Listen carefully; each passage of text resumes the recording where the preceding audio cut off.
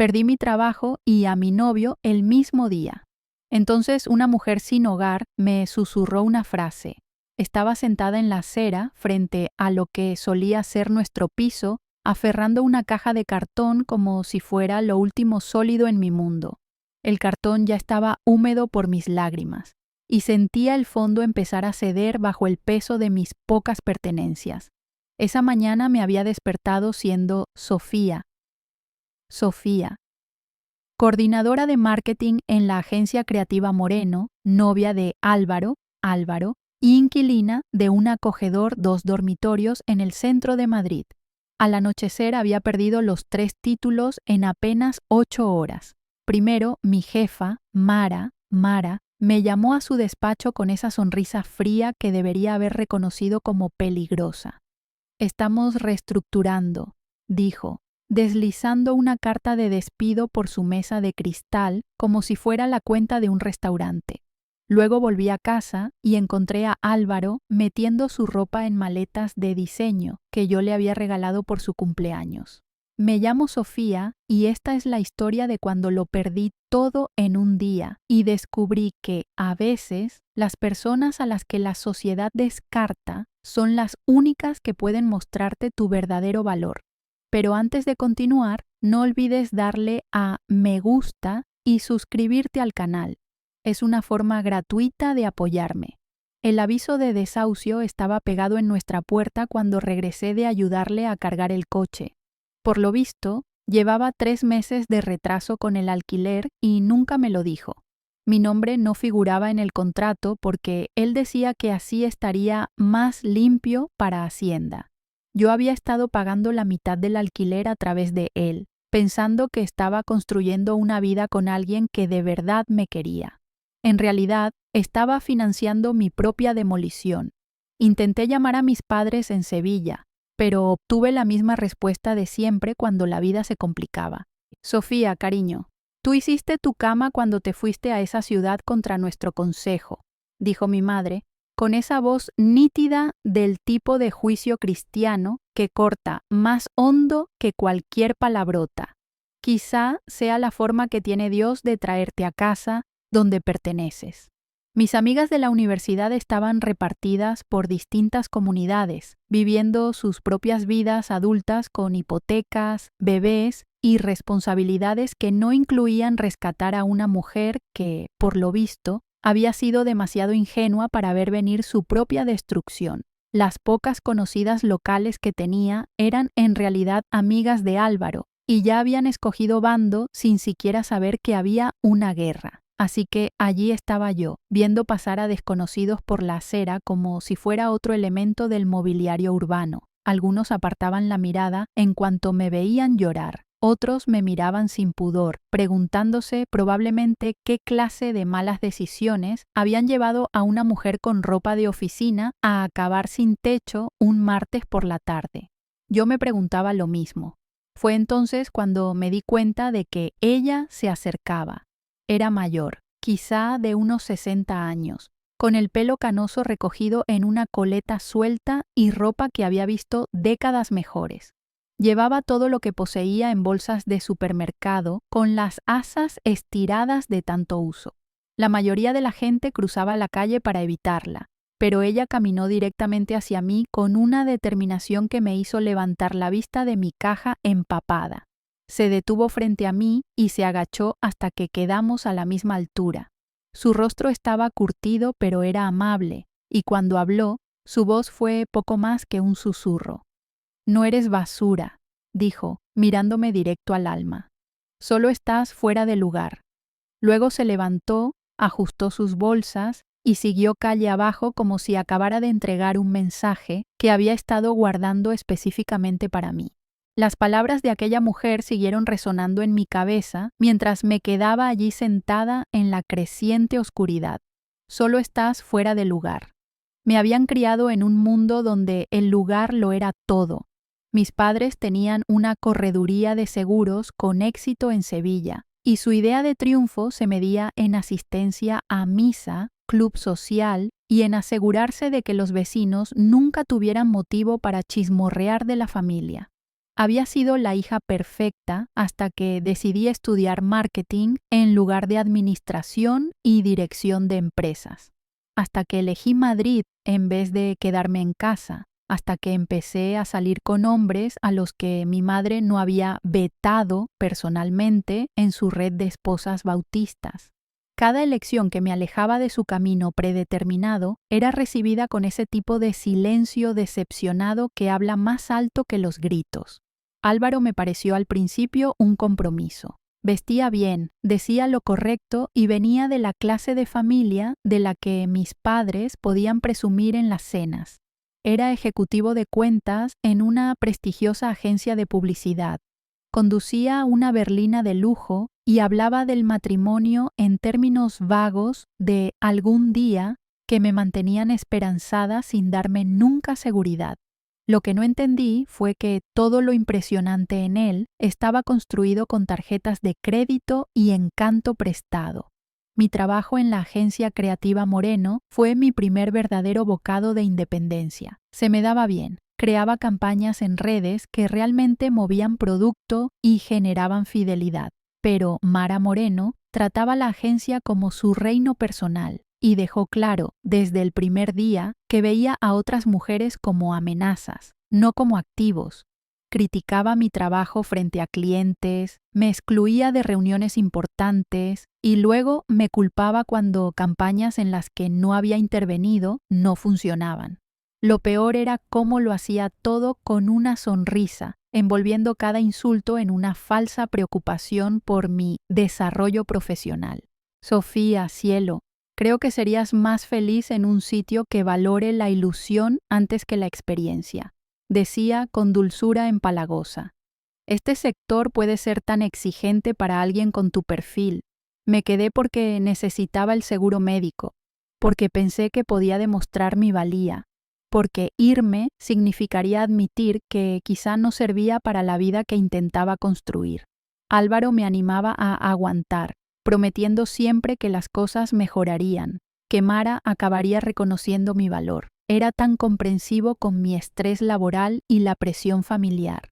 Ahora entendía por qué le convenía que yo aguantara aquel trabajo miserable. Cada euro que ganaba había estado subvencionando su estilo de vida, mientras buscaba a alguien mejor posicionado para financiar su verdadero futuro. El dinero del alquiler, las letras del coche, las cenas caras donde se olvidaba la cartera. Todo cobraba sentido ahora que estaba sentada en una acera con todo lo que poseía metido en una caja. Lo más humillante fue comprender cuántas señales había ignorado. Las llamadas que atendía en otra habitación, cómo esquivaba preguntas sobre nuestro futuro. El hecho de que nunca me ofreciera incluirme en el contrato del piso pese a llevar casi 2 años conviviendo.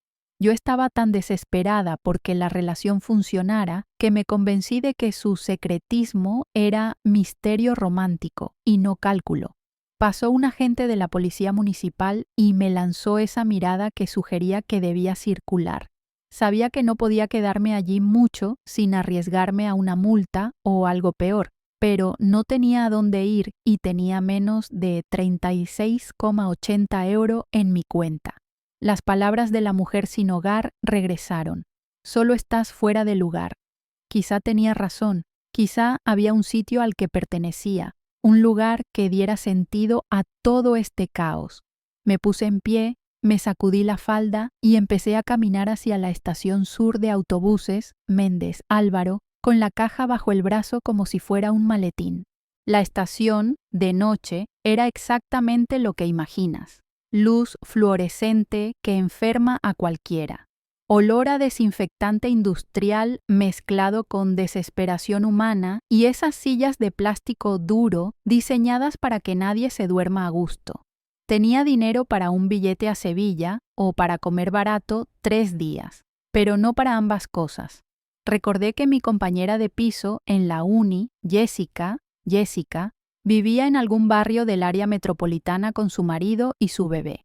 No hablábamos casi desde la graduación, pero la desesperación te vuelve optimista sobre la bondad de amistades lejanas.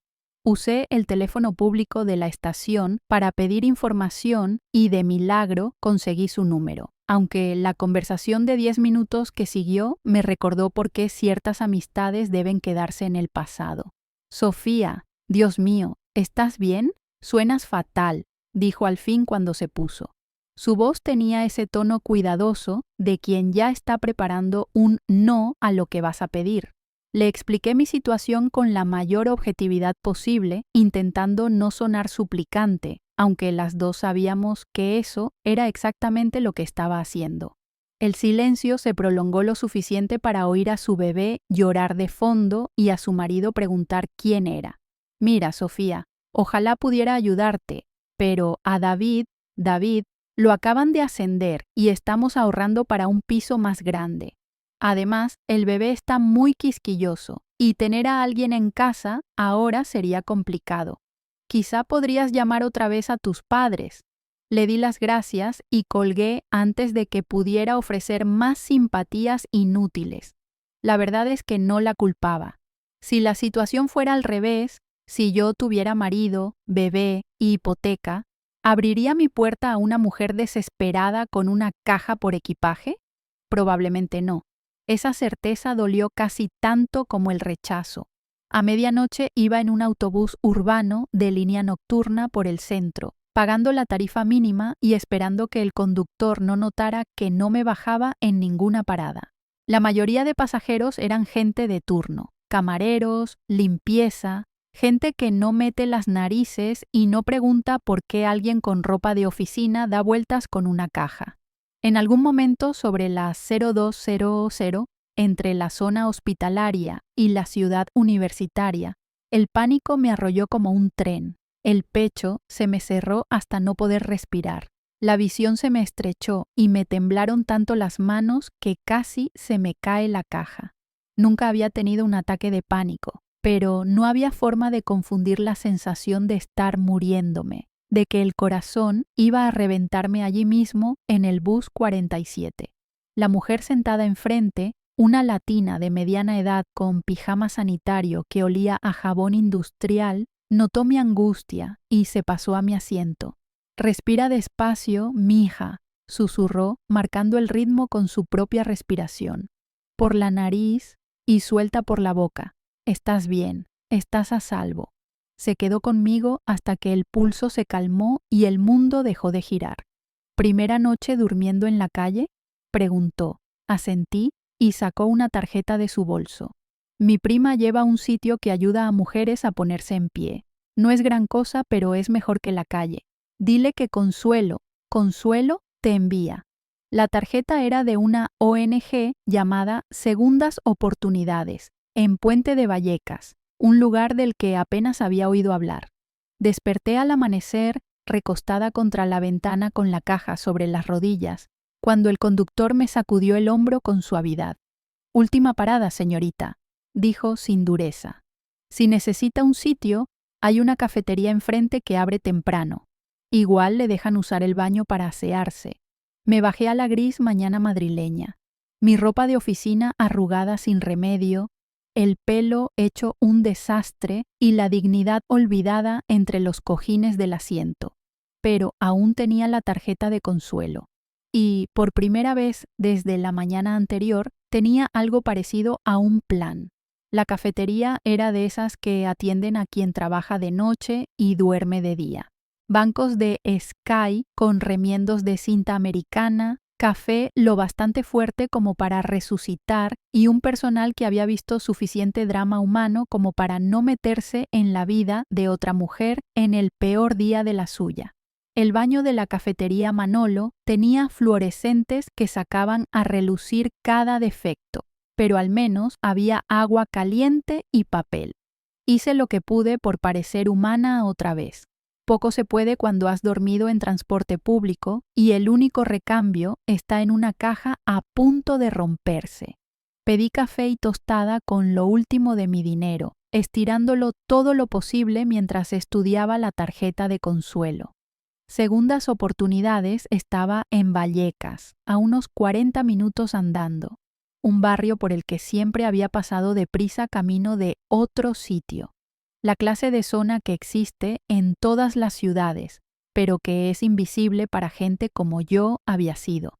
La caminata me dio tiempo para pensar en lo rápido que puede cambiar todo. Hacía 3 días me preocupaban los informes trimestrales y si Álvaro pensaba pedirme matrimonio por mi próximo cumpleaños.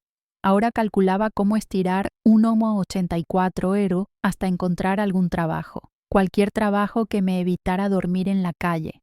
Segundas oportunidades resultó ser una antigua iglesia reconvertida con rejas en las ventanas y un rótulo que había visto décadas mejores. La mujer de la mesa de admisión me recorrió con la mirada con esa evaluación profesional de quien lleva años gestionando crisis humanas.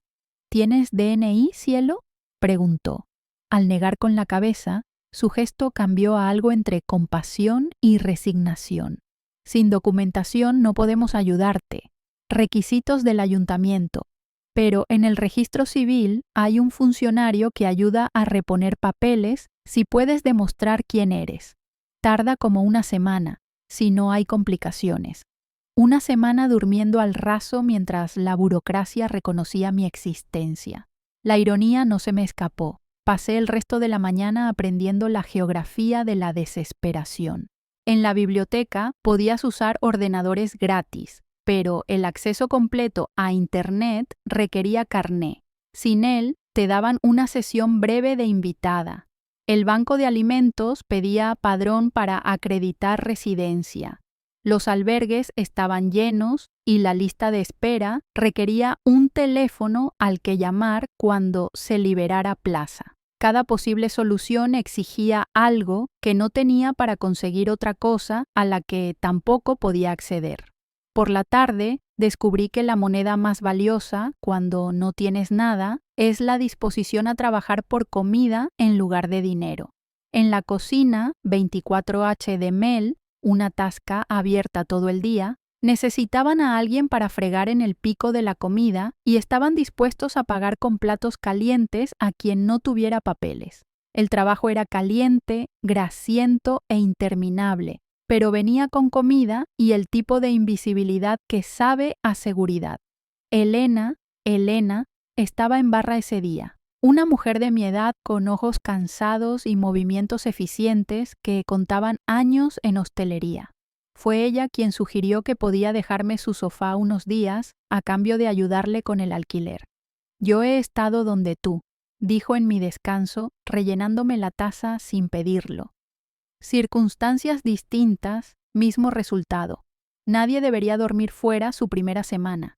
Su estudio, en un edificio que debió de ser bueno en los 70, tenía un sofá cama con muelles vencidos, pero estaba bajo techo.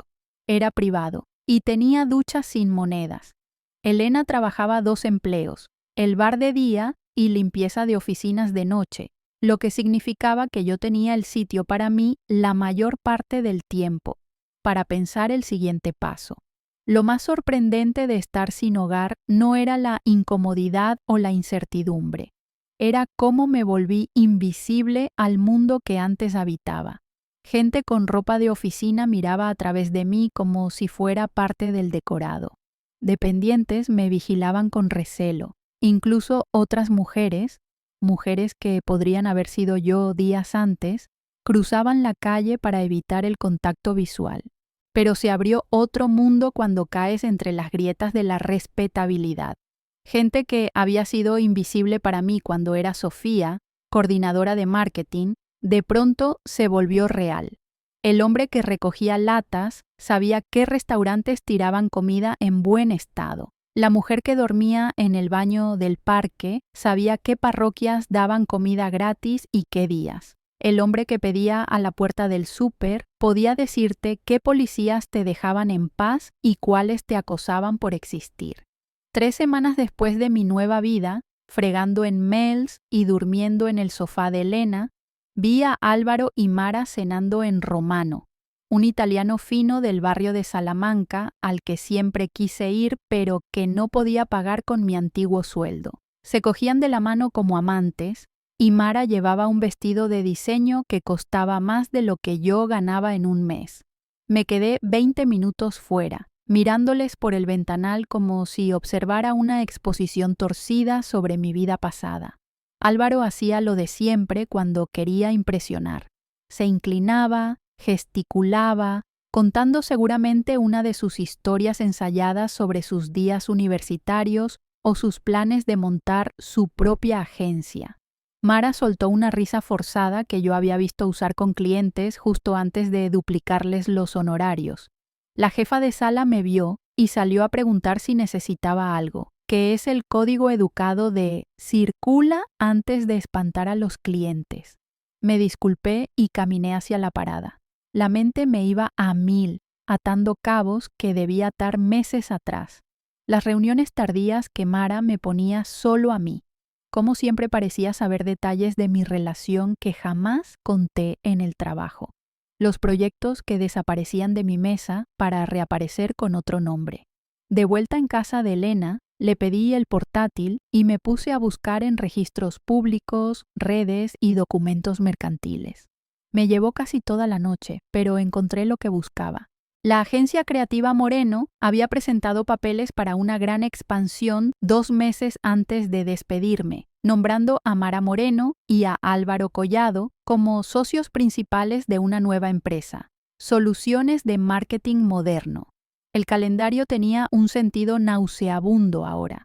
Llevaban meses planeando esa alianza, probablemente más. Mi sueldo había sido su capital semilla, mi trabajo, su portfolio, mi relación, su acceso interno para monitorear mis capacidades y vulnerabilidades. Me habían estudiado como a una rata de laboratorio, documentando exactamente cuánto valía para ellos antes de desecharme con precisión quirúrgica. Lo peor fue ver lo fácil que me manipularon. En cada discusión por dinero, Álvaro se colocaba como el razonable que me ayudaba a gestionar mis finanzas. Cada crítica de Mara iba envuelta como formación por mi propio bien. Me convencieron de que mis fallos eran carencias personales y no sabotaje calculado. Encontré la web de su empresa a la mañana siguiente. La sección de portfolio mostraba campañas que yo había diseñado, estrategias que yo había desarrollado y relaciones con clientes que yo había construido. Mi trabajo creativo se usaba para vender servicios de una empresa que había destruido mi carrera para eliminar competencia. Me habían robado no solo el trabajo y el novio, sino la identidad profesional. Elena me encontró llorando en la mesa con la pantalla iluminada. ¿Qué pasa, Sofía?, preguntó, dejando el café y mirando la página que mostraba mi trabajo bajo otro logo. Le conté todo: la cena en romano, la sociedad, el portfolio robado, la forma sistemática en que habían desmantelado mi vida para levantar la suya. ¿Y qué vas a hacer?, preguntó, con un acero en la voz que no le había oído. No puedes dejar que ganen, no después de lo que te han hecho. Había pensado como víctima tanto tiempo que olvidé que aún tenía opciones. Puede que no tuviera dinero, ni influencia, ni contactos, pero tenía algo que ellos ignoraban: la verdad y esa determinación desesperada que solo surge cuando ya no te queda nada que perder. Creían haber neutralizado a Sofía, quitándome todo, pero también me liberaron de preocuparme por reputación o consecuencias sociales. Esa tarde fui a la biblioteca pública y, con una sesión breve de invitada, sin carné, creé correos nuevos, investigué propiedad intelectual y empecé a documentar cada evidencia de su robo: capturas, páginas archivadas, correos guardados de mi antigua cuenta del trabajo a la que aún podía entrar. Todo lo que probara que las ideas eran mías. También busqué sus historiales, personales y profesionales, por patrones que indicaran si no era la primera vez que destruían una carrera por interés. Lo que encontré superó mis expectativas. Álvaro había salido de su empleo anterior en circunstancias turbias por presunto fraude de dietas. A Mara la habían demandado 2 ex empleadas por crear entornos hostiles. Para cuando se enteraran de que yo seguía viva y contraatacando, ya les llevaría 10 pasos de ventaja. Pero antes debía desaparecer de su radar, convertirme en alguien a quien no reconocerían ni viéndome de frente. La transformación empezó con una tienda de segunda mano y una caja de tinte barato.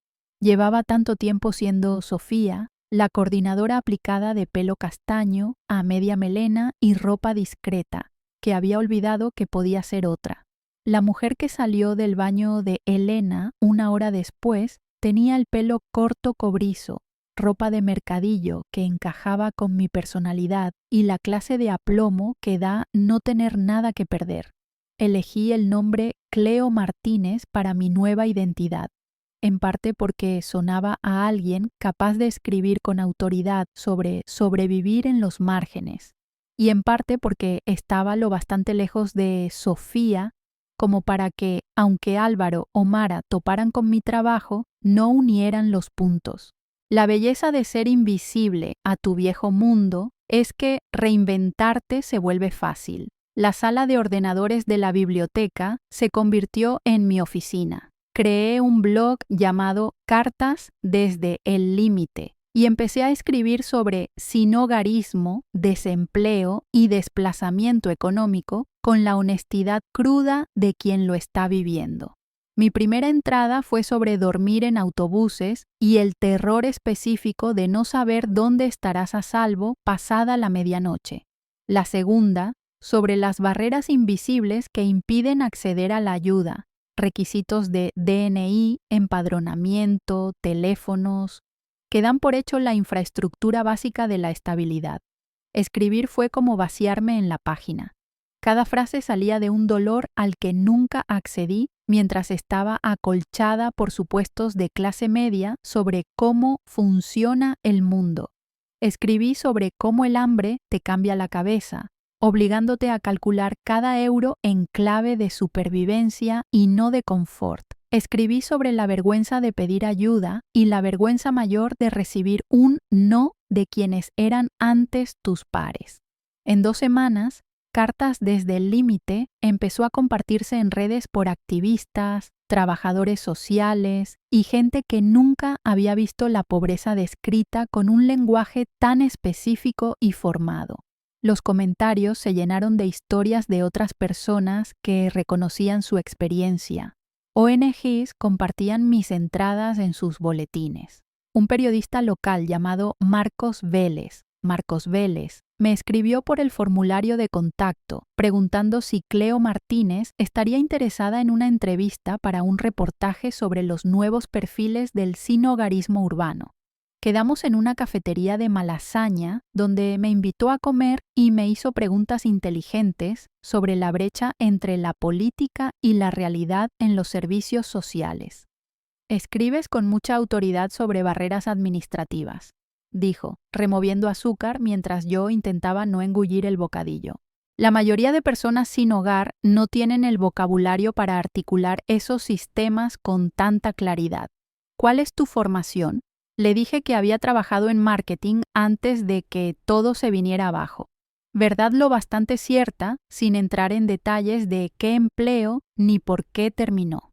El artículo salió el domingo siguiente con citas de Cleo Martínez sobre la complejidad oculta de acceder a emergencias. Marcos captó el ángulo intelectual que buscaba, que el sinhogarismo no es solo un problema económico, sino un laberinto burocrático donde gente inteligente también se pierde. La pieza la replicaron otros diarios de la región y, de repente, mi blog recibía tráfico de toda España. 3 días después del artículo, me llegó un correo de alguien llamado David Jiménez, en la Fundación Comunitaria de Madrid. Había leído a Marcos y visitado mi blog. Quería saber si Cleo Martínez estaría interesada en asesorar una iniciativa para mejorar la comunicación entre proveedores de servicios y las personas a las que deberían ayudar. La reunión se fijó para el jueves siguiente en sus oficinas del centro, en un edificio de cristal del Paseo de la Castellana frente al Parque de El Retiro, por el que había pasado cientos de veces en mi vida anterior sin imaginar que un día entraría. Pasé 2 días investigando la fundación, sus subvenciones e iniciativas, preparándome como si fuera a una entrevista capaz de cambiarlo todo, porque lo era. La fundación ocupaba 3 plantas de una torre acristalada que devolvía el skyline de Madrid como un espejo. David me recibió en el vestíbulo, cuarentón con esa ropa casual y cara que grita dinero serio sin alardes. Tenía la confianza fácil de quien nunca ha dudado de su próxima comida, pero el apretón fue firme y la mirada directa. «Señora Martínez, gracias por venir», dijo, llevándome a unos ascensores con tarjeta.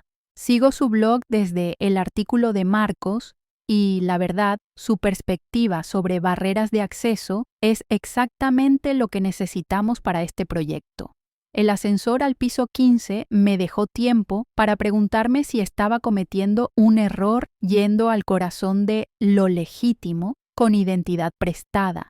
Su despacho daba a El Retiro, donde había pasado varias noches en bancos antes de que Elena me ofreciera su sofá.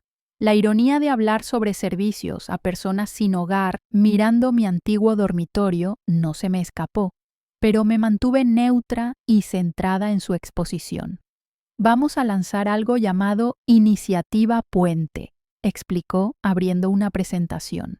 «La idea es crear vías de comunicación mejores entre quien está en crisis y las organizaciones diseñadas para ayudarles. Demasiados programas fallan porque no llegan a su público o porque quienes necesitan ayuda no pueden navegar el proceso de entrada». Pasó diapositivas con estadísticas de uso, demografía de necesidad no cubierta y presupuestos de alcance. Era el enfoque data-driven que habría respetado en mi otra vida. Pero ahora veía las caras detrás de cada número.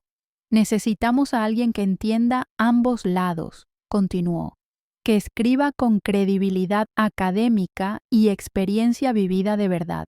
Su blog demuestra esa combinación». Hizo una pausa midiendo mi reacción. «Estamos preparados para ofrecerle un contrato de consultoría de 6 meses para desarrollar estrategias de comunicación para 5 entidades. La compensación serían 55.200 Kentoro, pagados mensualmente. 55.200 Nintoro, más de lo que gané mi último año en la agencia Moreno, más dinero del que había visto junto en mi vida. Suficiente para alquilar, comprar coche, reconstruir estabilidad. Pero había una pega, y la vi formarse en su gesto cuidadoso antes de que hablara. Miré por la ventana el parque donde pasé algunas de mis peores noches y pensé lo fácil que sería confesarlo todo.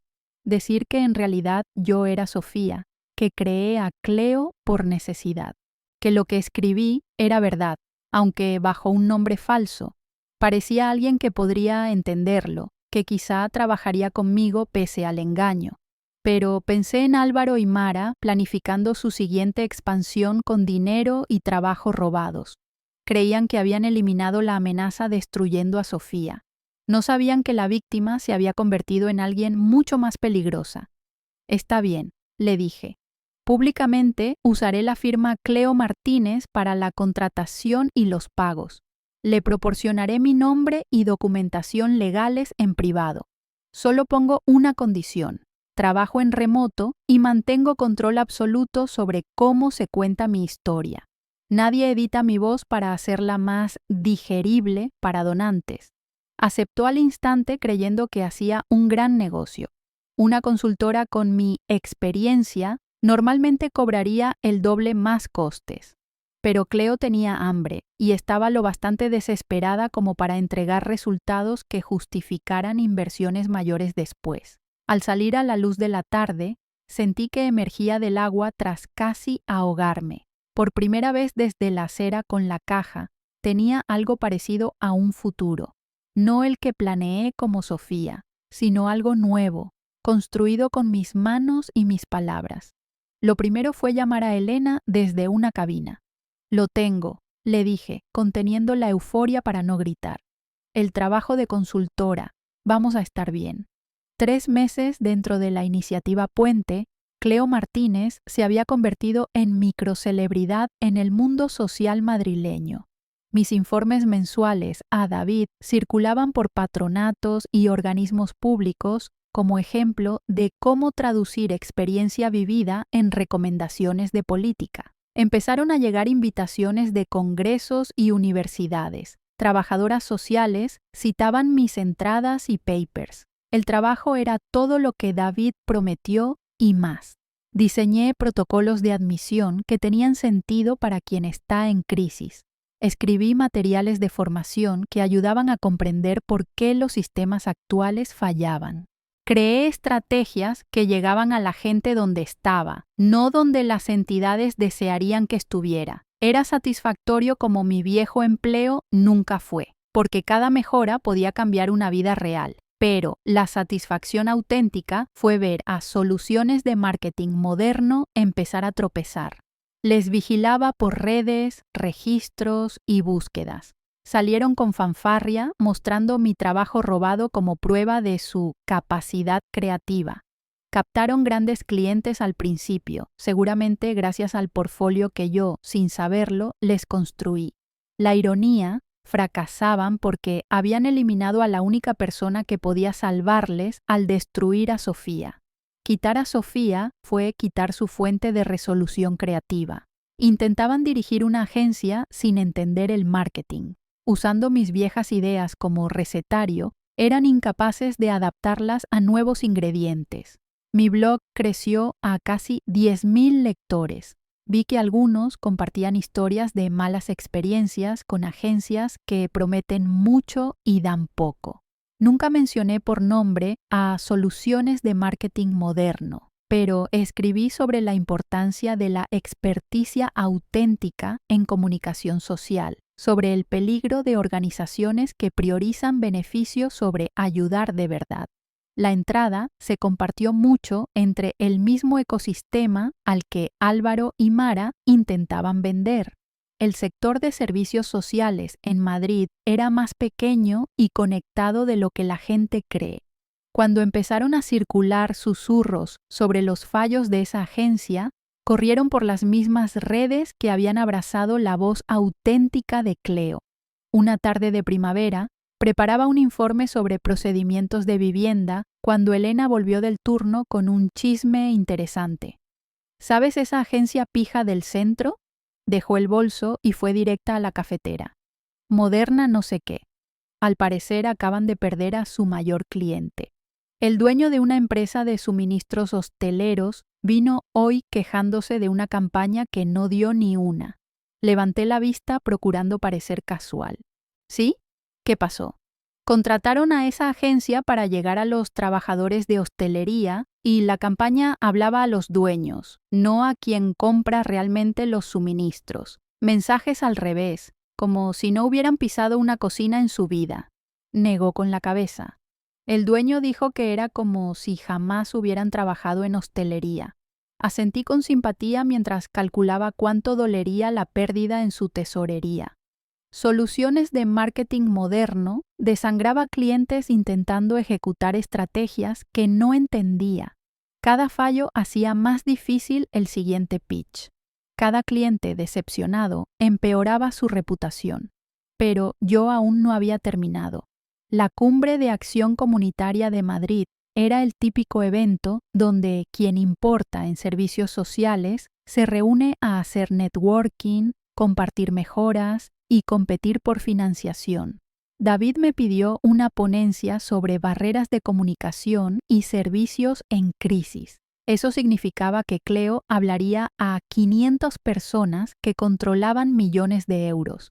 Me pasé semanas preparándola, no solo por aportar valor, sino porque sabía que era mi oportunidad de llevar al mayor público posible la historia que había estado construyendo desde aquella noche en los autobuses.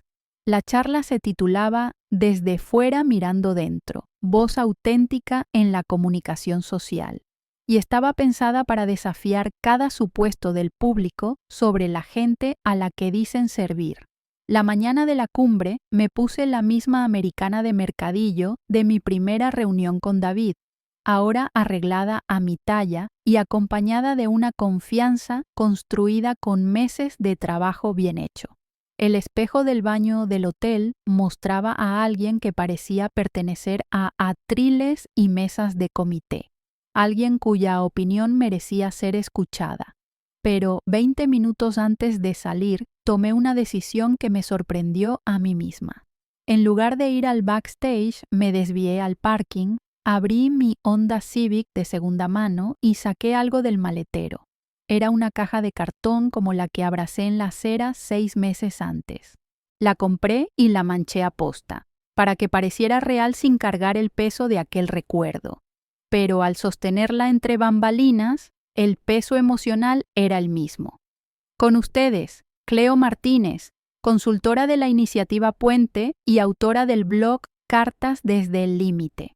Los aplausos fueron correctos, profesionales, de quien espera información útil sin demasiada conmoción.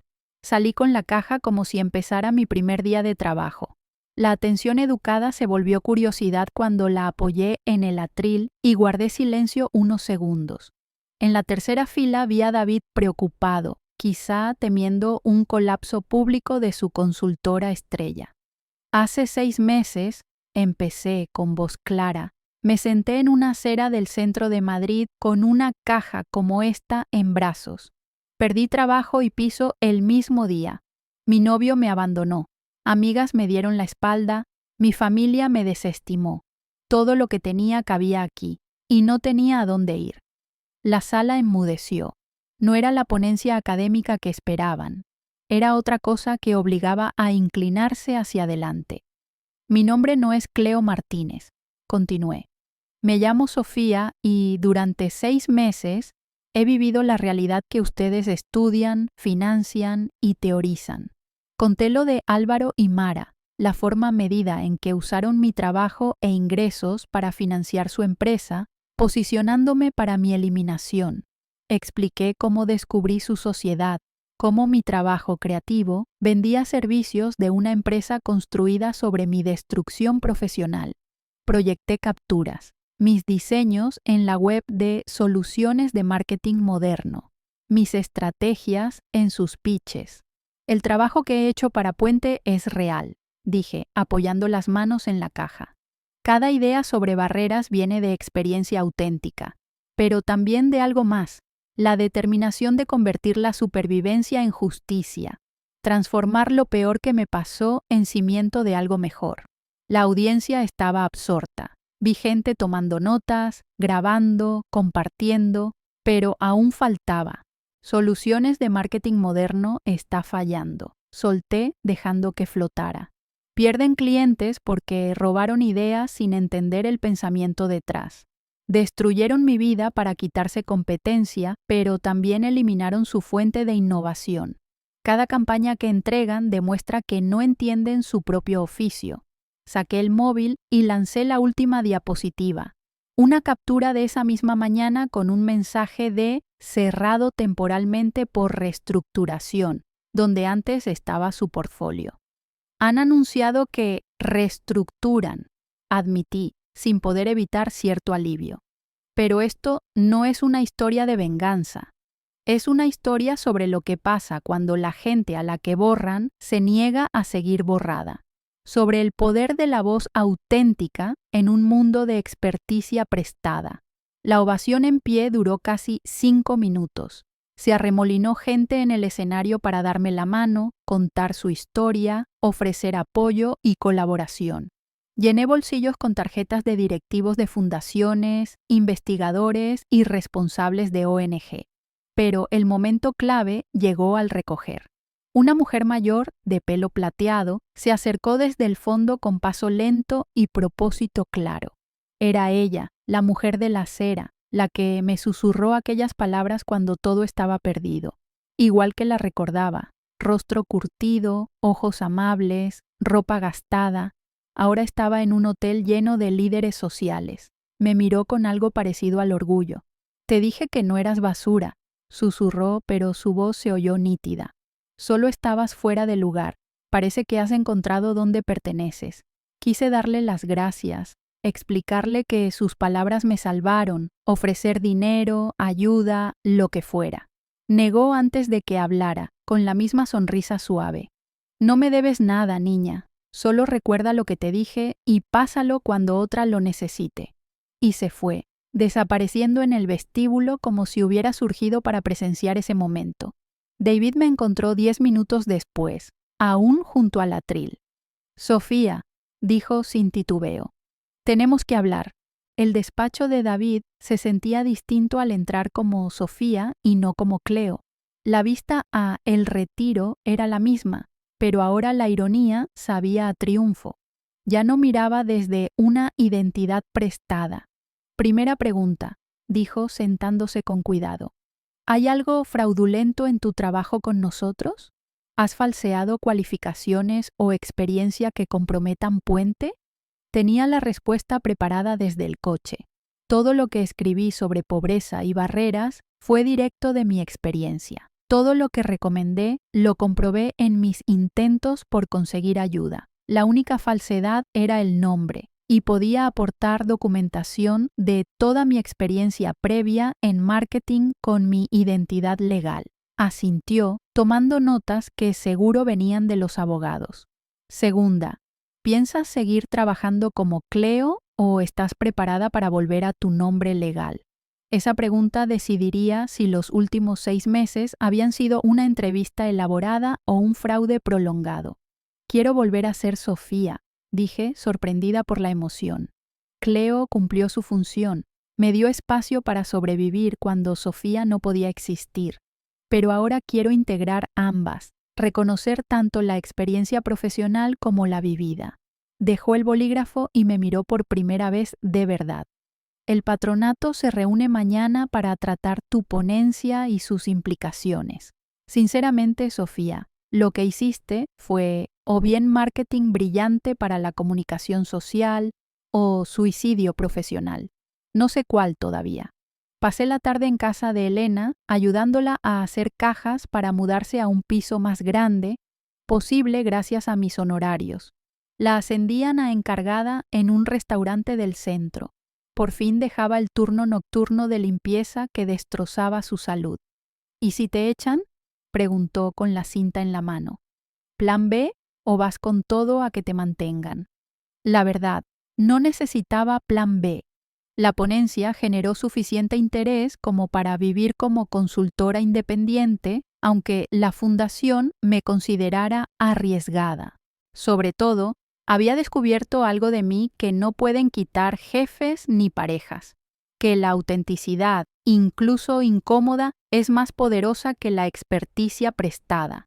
La ovación no fue por las ideas de Cleo, sino por la disposición de Sofía a convertir desastre personal en valor público, a transformar supervivencia en liderazgo útil. La llamada llegó a las 9 de la mañana siguiente, mientras apuraba el café y me preparaba mentalmente para el paro. La voz de David sonó neutral al citarme. Podía significar despido o ascenso. Ya sentada frente a su mesa, esta vez como Sofía y con todos mis papeles en regla, dijo: «El patronato votó por unanimidad ofrecerte un puesto fijo, directora de participación auténtica, con un salario acorde al valor demostrado y la atención mediática que has generado. La cifra superaba cualquier expectativa, suficiente no solo para sobrevivir, sino para vivir. Pero el título era lo importante. Me responsabilizaba de asegurar que personas con experiencia vivida tuvieran voz real en políticas que les afectan. Hay una condición», continuó. «El patronato quiere que crees una oficina de portavoces, gente con historias de sinhogarismo, pérdida de empleo, violencia doméstica, adicciones en recuperación. Quieren que formes, programes y lleves esas voces a los foros de decisión». Era perfecto. No solo ampliaba el trabajo iniciado como Cleo, lo convertía en plataforma. Construiría puentes no solo entre servicios y personas, sino entre quienes redactan políticas y quienes viven sus consecuencias.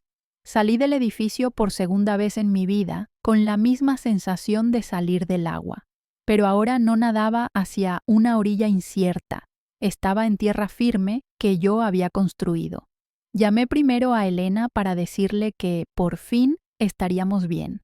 Luego a Marcos Vélez, el periodista que primero escribió sobre Cleo. Tenía una historia sobre voz auténtica, poder de la experiencia y lo que pasa cuando gente borrada se niega a seguir borrada. Pero antes me quedaba una última parada. La acera frente a mi antiguo portal estaba igual que 7 meses atrás, cuando me senté con la caja y la vida hecha añicos. La comunidad de vecinos había cambiado. El piso que compartí con Álvaro lo ocuparían otras personas con otros problemas. Pero el hormigón, donde aprendí la diferencia entre estar sin dinero y estar rota, seguía igual. No iba por nostalgia ni cierre. Iba porque el artículo de Marcos sobre mi transformación generó interés suficiente para invitarme a Buenos Días Madrid. Quería cerrar el segmento volviendo al lugar de origen. El equipo de tele montaba cámaras mientras yo repasaba las líneas que perfeccioné desde que acepté la invitación. Aquí descubrí que la autenticidad vale más que la respetabilidad, diría, de pie en el mismo punto donde una mujer sin hogar me susurró palabras que lo cambiaron todo.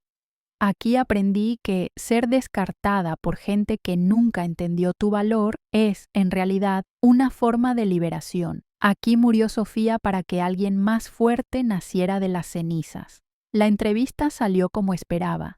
La presentadora, María Santos, había hecho los deberes y preguntó con tino sobre la brecha entre la política y la práctica. Hablé del éxito de Puente mejorando la comunicación entre entidades y personas. Expliqué cómo la experiencia vivida puede informar un mejor diseño sin explotar a quienes se pretende servir. Pero lo más importante vino cuando María preguntó por soluciones de marketing moderno y qué fue de quienes destruyeron mi vida anterior. Preparé esa respuesta para equilibrar justicia y gracia. Álvaro Collado y Mara Moreno me enseñaron algo valioso, dije, mirando a cámara. Quien necesita robar el trabajo ajeno para triunfar se queda sin ideas que robar. Creyeron eliminar competencia destruyendo mi carrera. Eliminaron su propia innovación. El negocio que construyeron sobre trabajo robado fracasó porque nunca entendieron el pensamiento detrás de las ideas. La cámara me siguió fuera, a la acera donde todo cambió. Me arrodillé y apoyé la mano en el cemento, sintiendo el calor de la tarde que no sentí en aquellas noches frías sin lugar a dónde ir. Hace 7 meses me senté aquí con todo lo que tenía en una caja, dije a cámara, pero en realidad a cualquier persona frente a su propia devastación. Creí que mi vida había terminado, pero una mujer que no conocía me dijo, «No eres basura, solo estás fuera de lugar». Esas palabras me salvaron, porque me ayudaron a entender que ser descartada por la gente equivocada es el primer paso para encontrar dónde perteneces de verdad. La entrevista se emitió el martes por la mañana y, a mediodía, el teléfono no paraba. Otras televisiones, podcasts, congresos que querían a Sofía como ponente. El director de comunicación de la fundación dijo que recibieron más atención en un día que en los últimos 5 años. Pero la llamada que importó llegó de un número desconocido. La voz de una chica joven, asustada, familiar de una forma que me apretó el pecho. «Hola, me llamo Carla, y vi tu entrevista», dijo de carrerilla, mezcla de desesperación y esperanza. «Estoy en el coche con mis 2 críos y no tengo a dónde ir porque mi novio nos echó anoche. No sé a quién llamar, pero dijiste que la gente podía contactarte si necesitaba ayuda con recursos». Estaba en mi nuevo despacho, rodeada de carpetas, informes y ese confort de éxito profesional. Por la ventana veía a gente caminar, la mayoría con el paso firme de quien sabe a dónde va. Pero la voz de Carla me llevó de vuelta a aquella noche en el bus, dando vueltas sin aterrizar. «Carla, has llamado a la persona adecuada», le dije, abriendo la base de recursos que ayudé a crear. «Primero, tú y tus hijos vais a estar a salvo esta noche. Te voy a conectar con alojamiento de emergencia sin lista de espera ni papeleo largo. Luego trabajaremos soluciones a largo plazo. Pero ahora mismo necesito que sepas que no eres basura. Solo estás fuera de lugar». y vamos a ayudarte a encontrar dónde perteneces. Tras darle la información y derivarla a una trabajadora social que la recibiría en el albergue, me quedé un buen rato en la silla, pensando en círculos y repeticiones y en cómo la supervivencia, a veces, se convierte en base de la salvación de otras. La mujer que me susurró aquellas palabras quizá olvidó el encuentro a los días. No podía saber que su gesto de compasión se expandiría durante meses de lucha y transformación, convirtiéndose en una carrera dedicada a amplificar voces que la sociedad prefiere ignorar. No podía prever que su simple acto de ver mi humanidad me ayudaría a ver la de otras personas sentadas en sus propias aceras con sus propias cajas. Esa tarde conduje de vuelta a la acera una vez más, no por cámaras ni por cierre simbólico, sino para buscar a alguien que necesitara oír lo que yo aprendí sobre estar fuera de lugar. La encontré sentada fuera de una cafetería a 3 calles, una mujer de mi edad con una mochila y una derrota en la cara que reconocí de mi reflejo en ventanas de autobús y espejos de baños públicos. Me acerqué despacio, como la mujer se acercó a mí, y me agaché hasta su altura. Levantó la vista con esa dureza defensiva de quien ha tenido demasiados encuentros con gente que quiere arreglarte, salvarte o apartarte. «No eres basura», le susurré, posando la mano con suavidad en su hombro. «Solo estás fuera de lugar». Le dejé mi tarjeta y me marché, dejándole la misma elección que me dieron: creer esa valoración o descartarla. Usarla como cimiento o dejarla caer como tantas otras palabras de tantos extraños. Mientras conducía a la vida que construí de las cenizas de todo lo que creí necesitar, esperé que eligiera creer. Esperé que descubriera, como yo, que a veces quienes parecen haberlo perdido todo son quienes, en realidad, han quedado libres para encontrar lo que faltaba desde el principio. No olvides darle a me gusta y suscribirte si esta historia te ha tocado. Y recuerda, si estás sentada en tu propia acera con tu propia caja, no eres basura, solo estás fuera de lugar y el lugar al que perteneces te está esperando para que lo construyas.